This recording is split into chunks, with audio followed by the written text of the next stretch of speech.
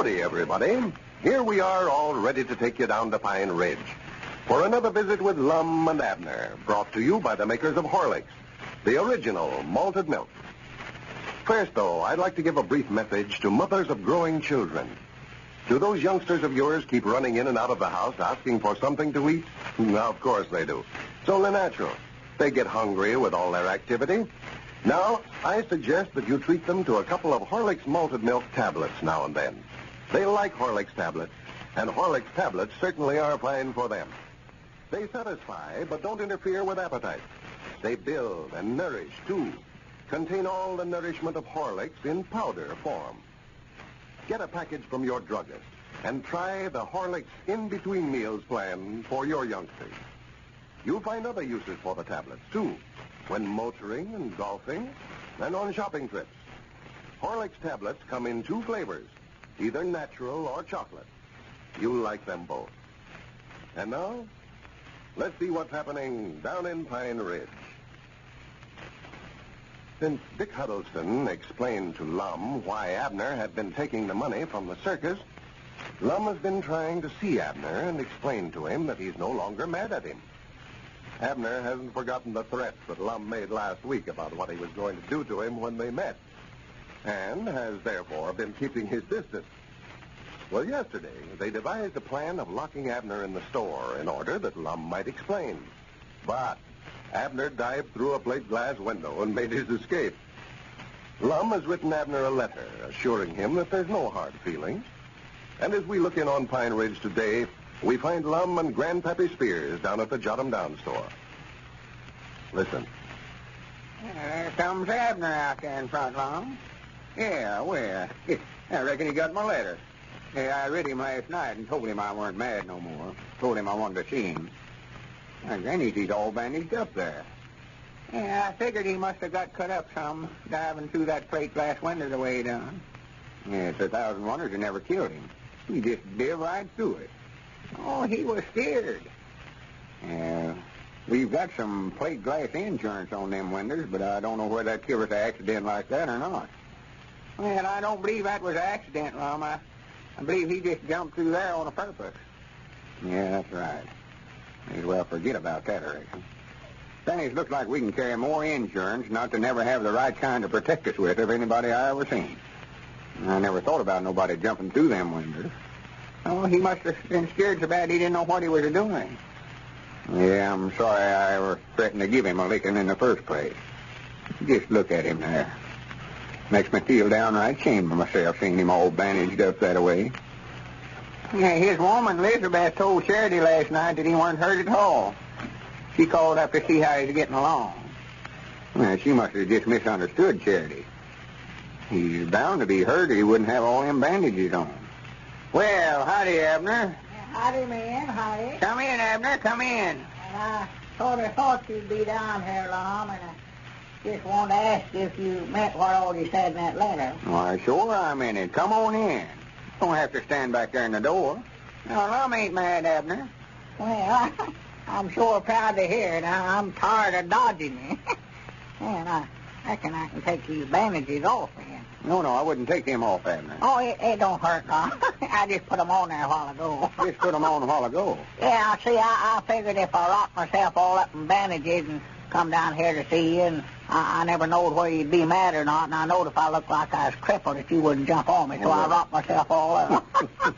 For goodness sakes, that bound for you. Yeah. I just allowed you to hurt bad. Oh, no. If you'd have just listened to me, I could have told you. I ain't been mad since I found out how come you to take the money from the circus. Well, Cedric told me that you said you was going to whoop me regardless of why I done it. Well, I might have said that, but that's before I found out how come you to do it. When I learned you saved us $800, I couldn't be very mad. Well, now, that's the only reason I done it. And I'm sure proud to hear you say that, too, Lum. I tell you, it ain't a very nice feeling knowing that your partner thinks you're a thief. Yeah, to be right honest about it, Abner, I ain't been happy myself. I never spent a lonesomer week in my life. I want to apologize if there's anything I said I oughtn't to, and I want us to just shake hands and be friends. Well, fine. Well, We'll just forget about the whole thing. forget about it. Yeah, we just won't bring it up no more now. Well, I don't much want to plumb forget about it, Lum.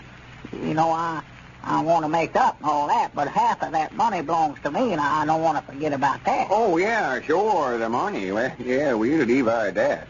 I paid off all the bills, and according to my account, we've got $1,640 left. Well, We're profits in the circus business. well, fine, good. Now, you fellas excuse me for butting in, but you've got business to talk over there, and I believe I'll take this order of groceries over to Sister Simpson before she calls up for it again. Now, just you'll stay here in the store, Lum, till I get back. Yeah, sure. Go ahead, Grandpap. I'll look after things. Yeah, what you going to do now, Lum? Just run the store here? Yeah, I reckon so. I don't know nothing else I could get into. Well, I don't either. I reckon I could just take my part of that money that we made and sort of retire myself, but I'd love to get into some kind of business if I could, or to study up something to do. Some kind of business? Yeah. I know if I stay up around the place there, why, Elizabeth will work me to death in the field there. Yeah. Now, I'd rather get into some kind of a business where I won't have to work so hard if I could. Now, what you got in mind doing? Anything in particular? Well, no, I ain't made up my mind. I've been turning a bunch of things over in my head. It seems like there's something wrong with everything I want to go into. Yeah. I thought some about putting in some kind of eating place here in Pine Ridge. Eating place? Yeah, you know, Elizabeth's got an awful reputation around the county here for cooking, you know. Oh, yeah, Elizabeth's such a good board, I know that. Yeah, well, of course, it'd be a little bit hard on her. She's got her field work to do and all that, you know. I first thought I'd put in one of them cafeterias, you know. That's what I had in mind to do, something a little different. Put in a what?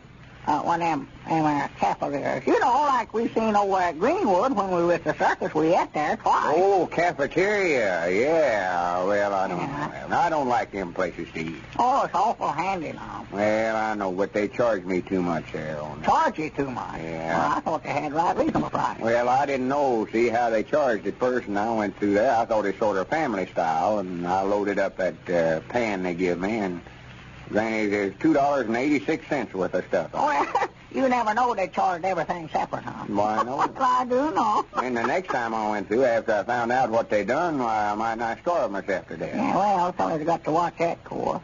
But me and Elizabeth got to talking it over, and we decided Sister Simpson got that boarding house of hers, and then Luke Spears and his woman's got their place here, and we just decided we couldn't make no money out of it. Yeah, folks around here all eats at home anyway. Yeah. And then I decided to put in a picture show. Picture show? Now, in Pine Ridge? Yes, sir. I could sit and look at them all day. Yeah, and you'd more than likely be the only one sitting and looking, too. Well, I don't know, Tom. It'd be some other folks there, but, well, I never knowed nothing about how to go about getting them, and so I got to studying around, and I decided maybe it'd be better for me to put in a barber shop. Something I knowed something about. You don't know nothing about barbering? Well, no, I don't, but Elizabeth does. She cuts my hair all the time and does just as good a job as Mose Moose does. Oh, woman barber. Now, wouldn't that look funny? Elizabeth Peabody, barbarian and a shampooist. Well, it'd look all right if I could get her to do it, but she said she just set her foot down. She wouldn't budge.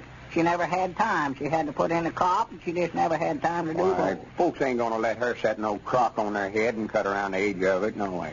Well, no, I reckon not. And she stopped on the laundry business, too. I want to put in a laundry, but she said she just had all the washing she could tend to now. Why, of course she has. So I don't know what I can get into, hardly.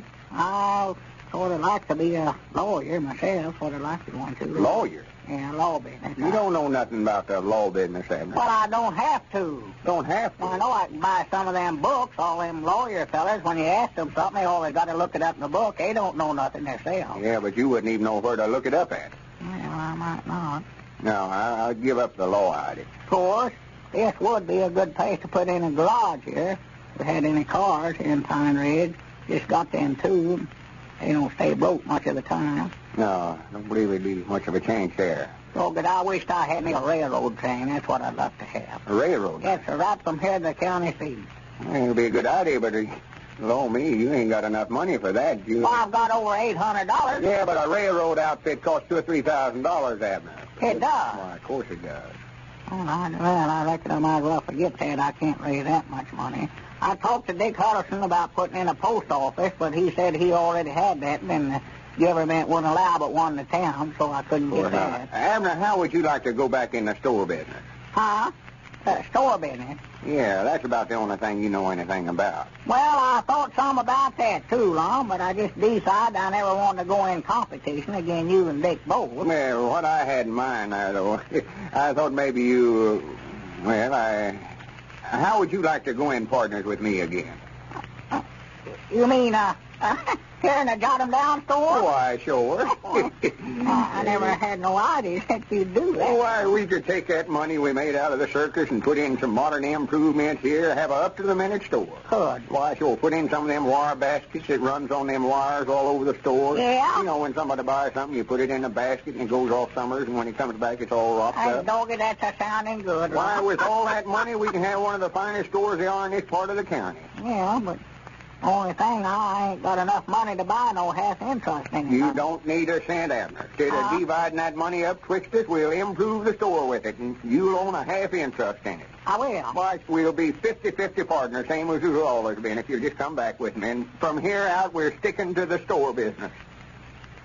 Well, it looks as though the partnership of Edwards and Peabody has been reestablished. And now, I want to take a minute or so to answer questions which many of our radio audience have asked us lately about the Horlick weight control plan. Questions about how the plan works and how Horlicks, which is such a fine bodybuilding, nourishing food, can actually help anyone reduce. Well, here's the answer. By taking Horlicks instead of a heavy lunch at noon, you cut down on your caloric intake. By cutting down on the calories, you can cut down those excess pounds that you've been so worried about. Now, the reason that Horlicks enables you to go without a big noonday meal is this.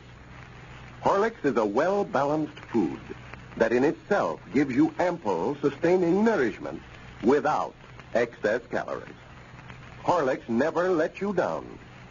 That's why the plan is so essentially safe, as well as effective. By the way, I'll be glad to answer some other night any further questions that you may have. In the meantime, if you haven't any Horlicks in the house, you can get some from your druggist in either natural or chocolate flavor.